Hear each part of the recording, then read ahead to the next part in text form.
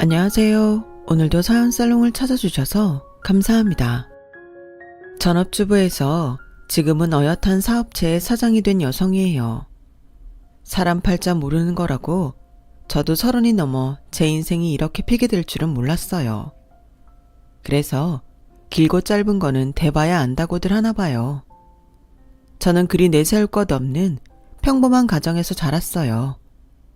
부지런하게 살아오신 부모님 덕분에 생활이 궁색했던 건 아니지만 학자금 대출 없이는 대학 공부를 하기 힘든 형편이었어요. 그래서 일찍부터 경제관념 하나는 제대로 익히고 살아왔죠. 20살까지는 부모님 도움으로 살아왔다고 해도 이후부터는 제 힘으로 살아야 한다는 생각을 일찍부터 갖게 되었으니까요. 그건 제 남편도 마찬가지였어요. 남편은 3남 중 둘째였는데 어릴 때 형이 일찍 세상을 떠난 후로 줄곧 마지노릇을 하고 살았거든요.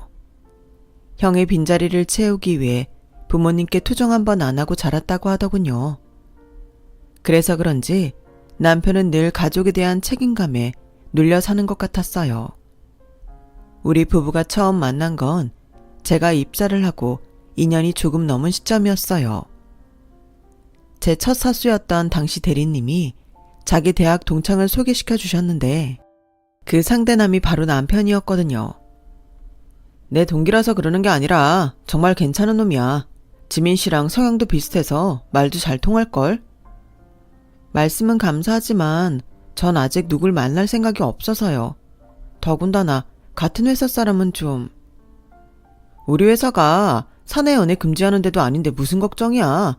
나도 우리 와이프랑 사내 연애해서 결혼했잖아. 걱정 말고 편하게 한번 만나봐. 잘 안 돼도 부서도 다른데 뭐 어때?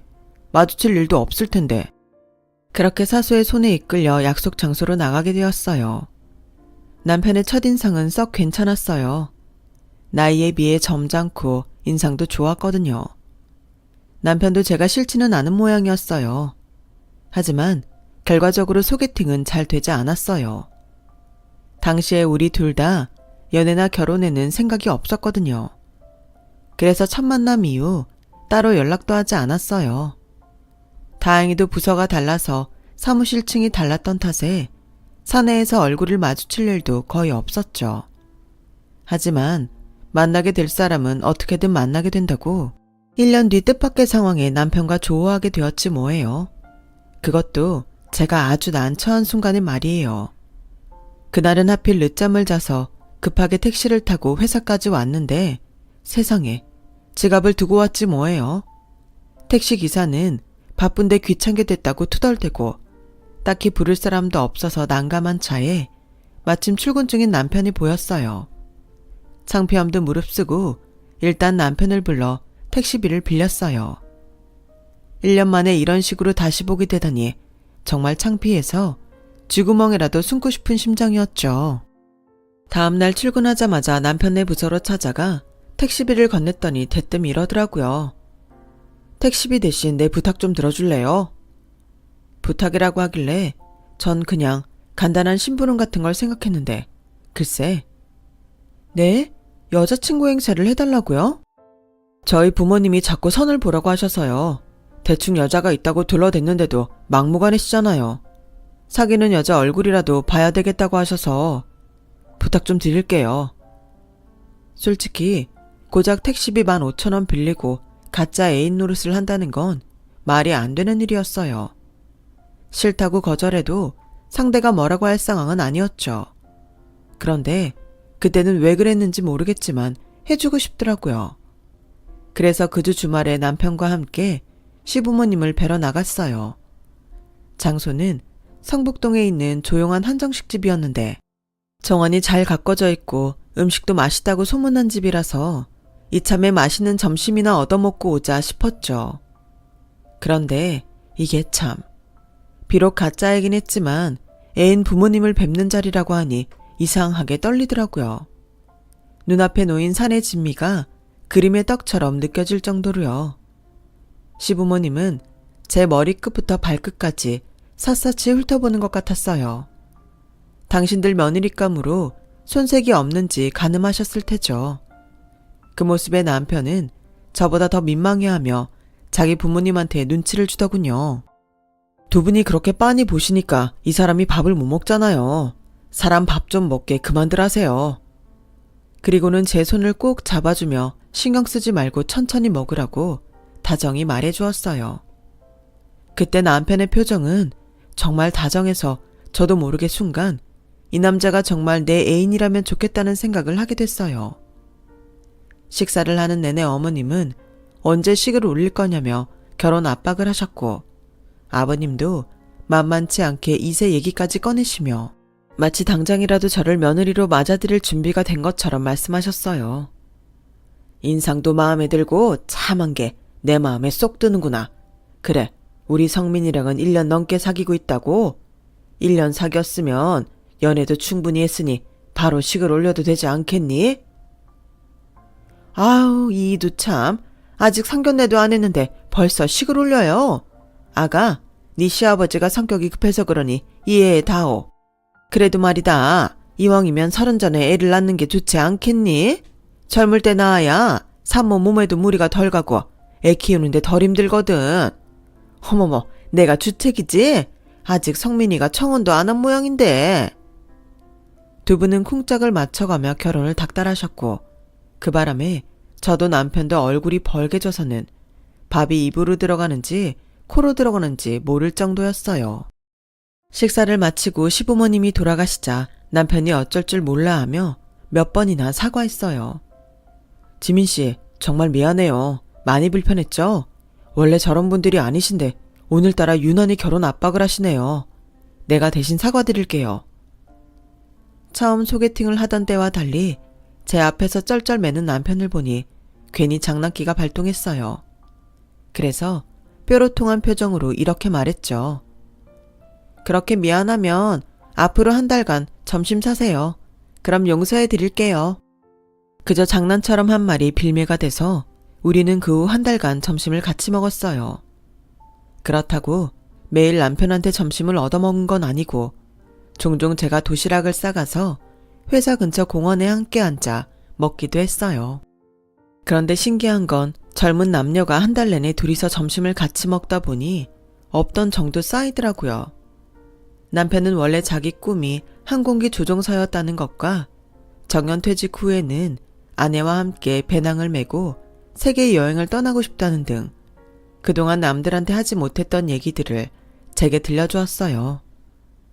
평소 말수가 적은 사람이라고 생각했는데 그 사이 제가 많이 편하게 느껴졌던지 제 앞에서는 아기새처럼 조잘조잘 잘도 떠들더라고요. 그런 남편의 색다른 모습을 보는 것도 좋았고 저 역시 남편과 비슷한 꿈을 가지고 있어서 그런가 덩달아 신이 나곤 했어요. 그렇게 서로에게 연애 감정이 쌓여가는 사이 한 달이라는 시간이 훌쩍 지나갔고 마지막 점심을 먹는 날이 되었어요. 아침 일찍 일어나 평소보다 신경 써서 만든 도시락을 들고 남편과 함께 공원으로 향했죠. 남편이 먼저 대시를 해주면 좋겠다 생각하면서요.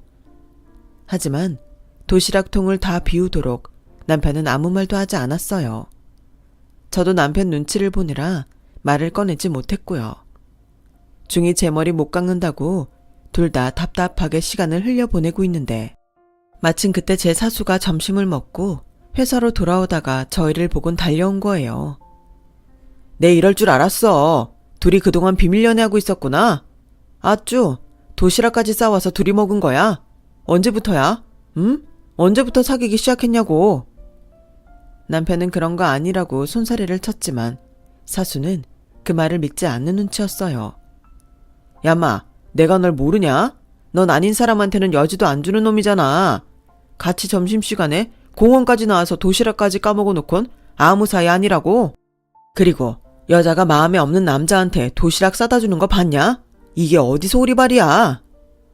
사수는 정확하게 저희 두 사람 마음을 짚어주었고 우리는 그제야 서로의 마음을 알게 되었어요. 데이트 방해 안 하겠다고 사수가 돌아가자 남편이 빙그레 웃으며 그러더군요. 우리 둘 다 속마음 들킨 것 같은데 그냥 사귈까요? 그렇게 우리는 1년을 돌고 돌아 연애를 시작했어요. 그리고 이듬해 결혼을 하게 되었죠. 이미 사귀기 전부터 시부모님께는 결혼 허락을 받은 터라 저희 부모님한테 허락을 받고는 바로 결혼식 준비에 나섰어요. 저나 남편이나 실속파라서 따로 스튜디오 사진은 찍지 않고 정말 필요한 것만 간소하게 준비해서 식을 올렸죠. 이렇게 아낀 돈으로 나중에 남편과 배낭을 메고 세계 여행을 할 생각으로요. 하지만 살다 보니 나중에라는 말처럼 쓸모없는 단어도 없겠다 싶더군요. 한번 미루면 다시는 하기가 어려워지는 게 바로 그 나중에였으니까요. 남편도 저도 양쪽 집 맞이라서 부모 형제한테 돈 들어갈 일이 끊이지 않았어요. 집안에 경조사가 있을 때마다 맞이라는 이유로 짊어져야 할 의무가 있었으니까요. 제 동생이 결혼할 때도 그랬고 양가 부모님 환갑 때도 그랬어요. 물가는 하루가 다르게 오르고 직장인 투명 지갑에선 빠져나가는 항목만 늘어가니 둘이 버는데도 좀처럼 여유가 나지 않더라고요. 그러다 애까지 낳고 보니 이젠 일까지 그만두게 되었지 뭐예요. 주변에선 어떻게든 회사는 관두지 말라고 했지만 돌도 안 된 아기를 어린이집에 보내야 할 상황이다 보니 어쩔 수 없더라고요. 저희 부모님은 두 분 다 맞벌이를 하고 계셔서 시간이 안 되시고 시댁은 아버님은 일을 하시고 어머님은 살림만 하시지만 체력이 안 되셔서 애를 봐주실 수가 없었거든요. 그래서 남편과 상의 끝에 금전적 손해를 보더라도 제가 일을 쉬고 애를 보기로 합의를 봤어요.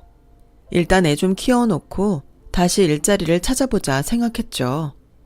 그런데 그게 말이 쉽지 실제로는 여간 힘든 게 아니더라고요. 애가 젖을 떼고 뛰어다닐 나이가 되어서 다시 재취업 준비를 했는데 정말 단 한 곳에서도 오라는 곳이 없더라고요. 나이 어리고 쌩쌩한 신입도 아닌 몇 년간 집에서 살림만 하던 경력 단절녀를 누가 받아주겠어요. 그래도 어떡해요. 들어갈 돈은 많고 남편 혼자 벌어서는 생활이 힘드니 파트 알바라도 뛰면서 가게에 보탬이 되는 수밖에요. 친구가 하는 카페 알바부터 마트 판촉 알바, 도우미 알바까지 돈 되는 일이라면 어디든 달려갔어요. 처음 마트에서 판촉 알바를 할 때는 혹시라도 나를 알아보는 사람이 있으면 어쩌나 창피해서 얼굴을 가리기에 급급했는데 같이 일하는 아주머니들과 어울리며 사는 얘기를 하다 보니 그래도 내 한 몸 움직여서 먹고 살 수 있는 것도 복이구나 하는 생각이 들더라고요. 그래서 그때부터는 창피한 것도 뭐고 없이 불러주는 곳이면 어디든 달려가게 되었어요. 그런데 이런 제 모습이 누군가에겐 되게 쉬운 사람처럼 보였던 모양이에요. 바로 제 손아래 동서한테요. 제 동서는 저와 달리 꽤 부유한 집에서 자란 여자였어요. 나이는 저보다 2살이 많은데 워낙 의느님과 시술의 도움을 받아서 그런지 저보다 너댓 살은 어려 보였어요. 어머, 형님은 아이답지 않게 왜 이렇게 안 가꾸고 살아요? 내 이모뻘이라고 해도 믿겠네. 안 되겠다. 나한테 안 쓰는 아이크림이랑 나이트 크림이 있는데 그거라도 가져가서 발라봐요. 형님 형편에 이런 거 사서 쓰시겠어요? 나라도 챙겨줘야지. 안 그래요, 어머님? 그래, 작은 애밖에 없다. 그래도 손윗사람이라고 지 손윗동서를 끔찍하게 챙기는 것 봐라. 얼마나 예쁘니? 큰애야, 너도 윗사람으로서 작은 애 잘 좀 챙겨줘라. 기가 막혀. 어머님 눈에는 이게 저를 챙겨주는 걸로 보였나 봐요. 툭하면 시댁에 지가 입던 옷이며 구두, 화장품 등을 들고 와서는 거지 동량 주듯 던져주고 가는데 정말 기분 더럽다니까요. 물론 쓰던 거 얻었을 수도 있죠. 그런데 동서가 주는 것들은 하나같이 당장 버려도 무방할 정도인 것들 뿐이라는 게 문제예요. 화장품도 유통기한이 한참 지난 것들에다가 옷도 유행 다 지난 데다 보풀까지 다 잃어서 집에서도 입기 꺼려지는 것들 뿐이고 신발도 제 발에 맞지 않는 것들 뿐인데도 시부모님 앞에서 가진 생색 다 내며 저한테 쓰레기 처분하는 것 같다니까요. 생각해보면 동서는 처음부터 그랬어요. 신혼여행에 다녀오면서 가족 선물이라고 사왔는데 제 거는 앞치마를 사왔더라고요. 그것도 특별한 의미가 있는 앞치마가 아니라 대형 마트에서 파는 일반 앞치마를요. 그래도 선물이라고 사왔는데 싫은 티를 낼 수는 없어서 고맙다고 했더니 뭐라고 했는지 아세요? 고마우면 내 부탁 하나 들어줄래요? 어려운 건 아니고 이달 말에 집들이를 할 건데 음식은 홈파티 케이터링을 부르면 되지만 집 청소가 문제라서요. 내가 좀 예민해서 아무한테나 침실이랑 안방, 욕실을 맡기지 않거든요. 형님이 대신 와서 해주면 안 돼요? 고맙다면서 그 정도는 해줄 수 있잖아요. 이 여우 같은 게 꼴랑 몇천 원짜리 앞치마 하나 사주고는 지 집 청소를 시키더라니까요. 근데 웃긴 건 동서한테 명품 백을 선물로 받은 어머님이 나서서는 동서 편을 들었다는 거예요. 그게 뭐 어렵니? 안 그러니 큰애야. 남도 아니고 동서지간에 그깟 청소 좀 못해줘? 직장도 그만두고 집에서 빤빤히 노는 애가 그깟 거 못한다고 하면 안 되지? 그 자리에서 거절했다가는 저만 속 좁은 사람이 될 판이었어요. 그래서 마지못해 알겠다고 대답했죠. 그날을 시작으로 동서는 툭하면 어머님을 앞세워 제게 일을 떠밀거나 저를 부려먹기 일쑤였어요. 그럼에도 찍소리 못하고 당하기만 했던 건 제가 금전적으로 동서만큼 시대게 하지 못하는 것 때문이었어요.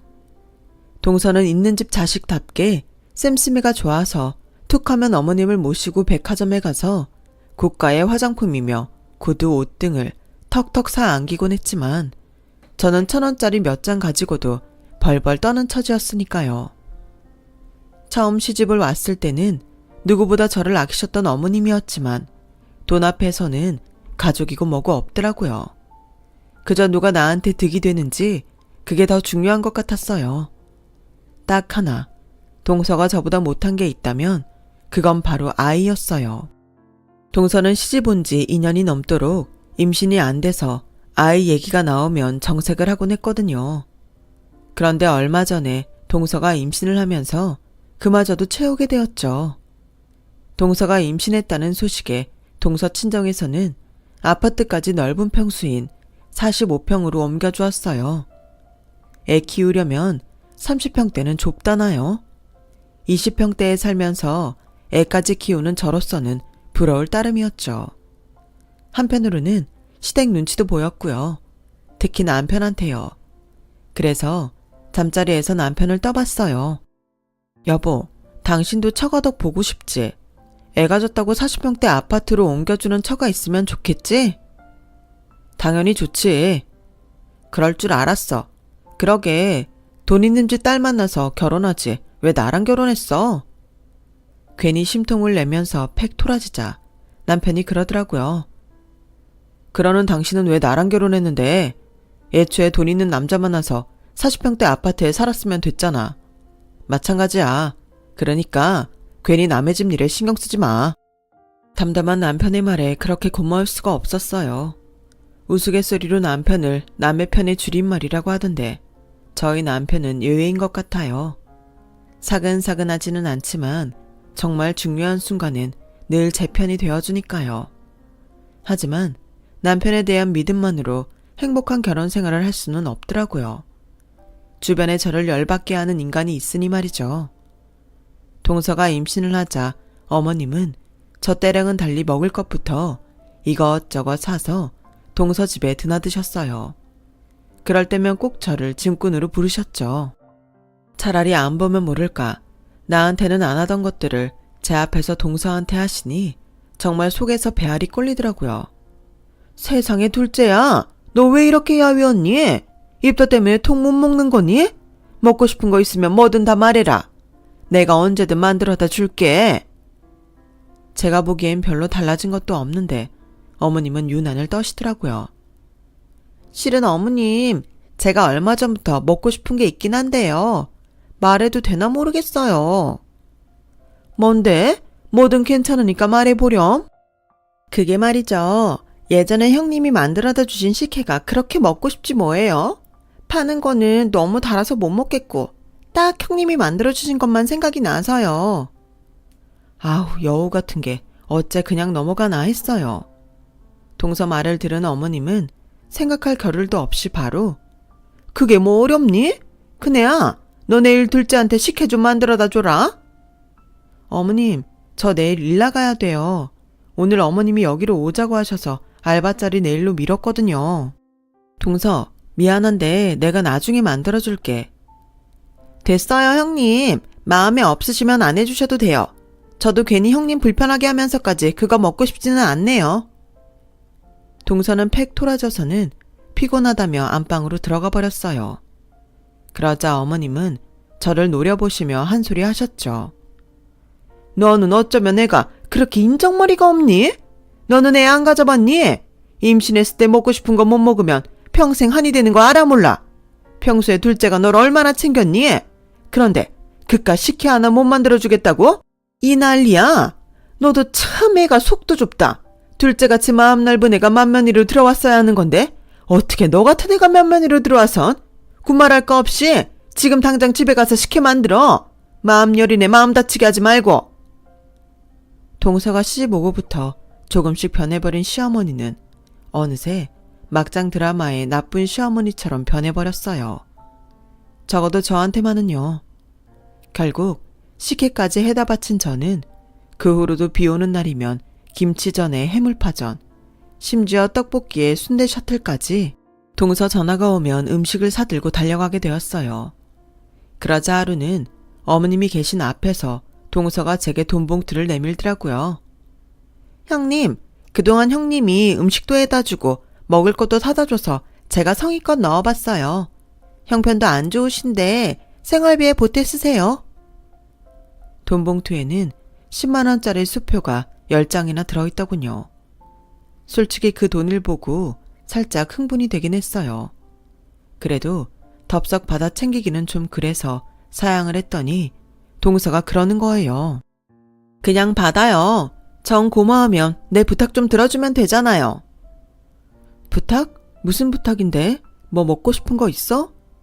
실은 친정아빠가 건물을 사두신 게 있는데 거기 청소하는 아줌마가 일을 그만뒀다지 뭐예요. 그렇게 큰 건물은 아니라서 하청업체 없이 월급제 아줌마한테 맡겼는데 주인이 자주 안 가서 그런가 일들을 잘 안 하는 것 같아요. 얼마 전에 아빠가 한 소리 했더니 바로 안 나오지 뭐예요. 매번 아랫사람 비위 맞춰가며 부리는 것도 힘들다고 하셔서 제가 형님을 추천했거든요. 형님 돈 필요하잖아요. 솔직히 제가 이것저것 가릴 처지는 아니지만 사돈댁 건물 청소를 하는 건 썩 마음에 내키지 않았어요. 그래서 대답을 않고 있었더니 어머님이 대뜸 그러시는 거예요. 너 왜 대답도 않고 있니? 당연히 해야지. 뭘 망설여? 네가 아직 배가 덜 고팠구나. 내 아들은 아침부터 늦은 밤까지 니들 먹여 살리느라 뼈 빠지게 일하는데 넌 고작 네 자존심 살리자고 이 좋은 기회를 마다할 셈이냐? 너 이러는 거 아니다. 어머님은 마치 제가 대역 죄인이라도 되는 것처럼 몰아세우셨고 저는 남편과 상의해보고 결정하겠다고 말했어요. 그날 밤 남편한테 그 얘기를 했더니 남편이 제 얘기가 끝나기도 전에 안 된다고 딱 잘라 말하더라고요. 동선의 집 일이라서 마음에 안 들어 그러지 꼭 나쁜 조건만은 아니야. 준이 어린이집 보내고 가서 청소하면 하원 시간 전까지 올 수 있으니까 월급제인데다 사대보험도 되고 나만 부지런히 움직이면 알바 여러 개 뛰는 것보다 수입도 좋고 말이야. 동서가 그러는데 거기엔 사무실로 쓰는 오피스텔이 많아서 종종 청소 알바도 들어온다더라고. 쉬는 주말에 청소 알바 몇 개만 뛰어도 월급만큼은 더 벌 수도 있고. 됐어. 누가 당신 보고 그 집 가서 청소일 하래. 돈 부족하면 내가 회사 일 끝나고 대리라도 뛸게. 그러니까 당신 그 일 하지 마. 내가 싫어. 만약 그때 남편이 선뜻 일하라 했다면 아마 저는 그 일을 안 했을 거예요. 하지만 내 남편이 누구보다 저를 위하는 걸 알았기에 남편을 설득해 동선의 건물 청소를 시작했어요. 6층 건물을 혼자 청소하려니 힘이 들긴 하더라고요. 거기다 돈 욕심에 주말 알바까지 했더니 처음 한 달은 새벽에 눈뜨기가 겁날 정도로 온몸이 으스러지듯 아프고 힘들었어요. 하지만 시간이 지나면서 청소하는 요령도 생기고 통장에 쌓여가는 돈을 보니 피로가 싹 가시더라고요. 그런데 얼마 뒤 옆 건물 사장님이 찾아오셔선 자기네 건물도 좀 맡아서 청소해 줄 수 있냐고 묻더라고요. 자주는 아니고 일주일에 한 번 와서 쓸고 물걸레질 정도만 해주면 된다고요. 그렇게 시작한 건물 청소 일은 입소문을 타고 저 혼자 하기 힘들 정도로 일이 밀려들었고, 그 일을 감당하기 위해 주변에 일자리를 구하는 엄마들을 모아서 본격적으로 청소 업체 일을 시작했어요. 건물 청소는 물론 이사 들고 나는 오피스텔 청소, 가정집 청소까지 영역을 넓혀가며 일을 하다 보니 직원 수도 늘고 수입도 꽤 늘어갔어요.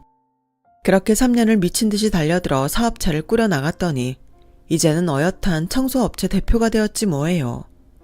처음엔 제가 일하는 걸 말리던 남편도 제가 한 달에 벌어들이는 수입이 억 단위가 넘자 저보고 황금알을 낳는 오리라며 무척 좋아하더군요. 상황이 이렇게 되자 그동안 동서편에 서서 저를 괴롭히던 시어머니도 은근히 저한테 다가오기 시작했어요. 그런데 말이죠. 내가 정말 힘들 때 도와준 선인도 못 잊지만 저를 괴롭힌 악인도 잊을 수 없잖아요. 따지고 보면 저희 시어머니는 후자에 속하는 사람인데 제가 곱게 받아들일 수는 없죠. 얘 첫째야, 너 요즘 돈벌이가 좋다던데 버는 것도 좋지만 쓰면서 살아야 하는 거 아니니? 그게 무슨 말씀이세요? 저 돈 잘 쓰고 살아요. 지난달에 우리 그이 수입차로 바꿔준 거 모르세요? 지난주에는 아버님 낚싯대도 명품으로 새로 바꿔드렸고요. 얘, 내 거는 안 해줬잖아. 돈을 그렇게 버는 애가 시애미한테는 양말 한 켤레도 안 해줘놓곤 뭘 다 했다고 생색이야. 아, 그것 때문에 그러시는 거예요? 그런 거라면 해드려야죠. 다음날 저는 시장에 들러 한 켤레에 1,000원짜리 양말을 10,000원어치 사다가 어머님께 드렸어요. 그랬더니 버럭 소리를 치시며 양말을 집어 던지더라고요. 너 지금 시애미 가지고 장난치니? 내가 양말도 안 사줬다고 했더니 양말을 사다 디밀어? 너 돈 좀 번다고 눈에 뵈는 게 없는 모양이구나. 아니요. 제가 왜 눈에 뵈는 게 없겠어요. 돈을 버니까 그동안 안 보이던 것들도 더 잘 보이는걸요. 어머님, 그동안 동서한테 용돈 받고 선물 받으시면서 저한테 어떻게 하셨어요? 돈 있는 둘째 며느리한텐 간도 쓸개도 다 빼다 주실 것 같이 구셔놓곤 저한테는 왜 당당하게 돈 내놓으라 소리를 치시냐고요. 저한테도 똑같이 발발 기셔야죠. 안 그래요? 저요, 그동안 어머님 대신해서 동서한테 음식 만들어다 바치고 청소해주고 심부름하고 살았잖아요. 재주는 제가 부리고 돈은 어머님이 챙기고 말이죠. 그래서 말인데요, 어머님. 저는 제가 어머님께 해드릴 수 있는 거 그때 다 해드렸기 때문에 더는 안 해드릴 생각이에요. 그러니까 저한테 와서 이래라 저래라 하지 마시고 둘째 며느리한테 가서 구걸하세요. 아셨어요? 저는 어머님이 던진 양말을 집어들고 시댁을 나왔어요. 그 일이 있고 얼마 뒤 아버님 생신이라서 다들 시댁에 모였어요. 밥을 먹고 차를 마시려는데 동서가 지난번에 어머님과 저 사이에 있었던 일을 꺼내더라고요. 가족들 앞에서 저를 나쁜 년으로 몰아세우려는 거였죠. 어머님도 동서 옆에 찰싹 붙어서는 제게 당한 서러움을 토로하셨어요. 그랬더니 가만히 듣고 있던 제 남편이 그러는 거예요. 어머니, 이런 걸 두고 자업자득이라고 하는 겁니다. 어머님이 그동안 재수씨 편에 서서 제 아내 괴롭히셨잖아요. 어른이면 어른답게 못된 짓 하는 둘째 며느리를 꾸짖어도 모자랄 판에 같이 동조해서 큰 며느리한테 못할 짓 해놓으시군. 이제 와서 서운하게 했다고 따지시면 안 되죠. 그리고 재수씨, 언제까지 중간에서 여우짓하고 살 겁니까? 재수씨 하나 때문에 온 집안이 갈라지는 거 안 보여요? 지금까지 인생을 어떻게 살아왔는지 모르겠지만 인사과에서 10년 넘게 일해온 제 눈에는 재수씨가 어떤 사람인지 다 보입니다. 그러니까 허튼 짓 그만하세요. 그가 몰라서 눈 감아준 거 아니니까요. 평소 큰소리 한 번 안 내던 남편이 어머님과 동서를 차례로 혼내자 아버님도 시동생도 제 남편 눈치를 보기 바빴어요. 하지만 누구 하나 나서서 어머님과 동서 편을 들어주는 사람이 없었죠. 그날 이후 저는 시댁에서 누구 눈치도 보지 않게 되었어요. 어머님도 동서도 제 남편 눈치 보느라 찍소리도 못하거든요. 게다가 저에게는 여차하면 등 뒤에 숨을 수 있는 든든한 제 남편이 있어서 겁도 안 나니까요. 30이 훌쩍 넘은 나이에 평생 내 편인 남편을 발견하고 내 자식한테 부끄럽지 않은 엄마로 살 수 있어서 저는 요즘 구름 위를 걷는 기분이랍니다.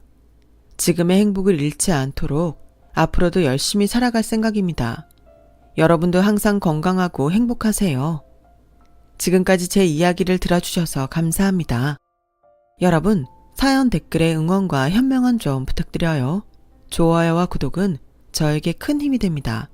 오늘도 좋은 일 가득하세요.